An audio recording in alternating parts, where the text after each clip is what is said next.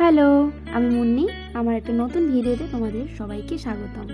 তো এই ভিডিওটা করা হয়েছিল শুক্রবারে, আর সেদিন আমাদের বাড়িতে মাসি এসেছিলো। তো সেই উপলক্ষে সেই রাতে কড়াইশুঁটির কচুরি খাবো বলে আমি একটু মায়ের কাছে বায়না করেছিলাম। তো বায়না করা মাত্রই মা কড়াইশুঁটি এনে দিয়েছে। এবার মা বলেছে, কড়াইশুঁটি তো এনে দিয়েছি, সব কিছু এনে দিয়েছি, এবার কচুরিটা করার দায়িত্ব তোদের। তো সেই কথা শুনে আমি কড়াইশুঁটিটাকে আগে পেস্ট করে নিলাম আদা কাঁচা লঙ্কা দিয়ে। তারপরে এখন তো কড়াইশুঁটির পেস্টটাকে ভাজতে হবে, ভেজে পুর বানিয়ে নিতে হবে। তো তাই জন্য কড়াইয়ে তেল গরম করে কালো জিরে ফোড়ন দিয়ে তো আমি কড়াইশুঁটির পুরটাকে ভালো করে ভেজে পুর বানিয়ে নেব। তো এখানে স্বাদ মতন নুন চিনি দিয়ে ভালো করে শুকনো করে পুরটা বানিয়ে নেব।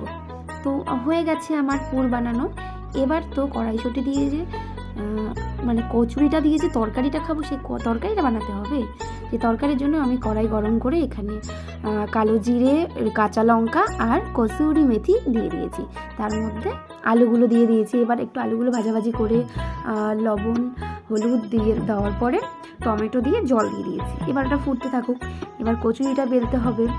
তো এই ময়দার ডোটা আগের থেকেই মাখা ছিল, তাই মাসি আর একটু নরম করে নিচ্ছিল। তো আমি কিন্তু ময়দাটা লেচিটা বেলবো না, সেটা মাসিই বেলবে, কারণ আমার হাতে একদম ভালো হয় না। তো মাসি ওদিকে বেলতে থাক আর আমি এদিকে কড়াইটাতে তেল বসিয়ে দিই। তো চলো, মাসির অনেকগুলো বেলা হয়ে গেছে, এবার এক এক করে আমি ভেজে নিই। তো দেখো কি সুন্দর মাসি গোল গোল করে বেলেছে, আমার তো দেখেই খেতে ইচ্ছে করছে। এই যে আমি যখন ভিডিওটা এডিট করছিলাম না, তখনও কিন্তু আমার জিভে জল চলে এসেছিলো। সেই শুক্রবার কবে চলে গেছে, কিন্তু দেখে আমার খেতে ইচ্ছে করছে।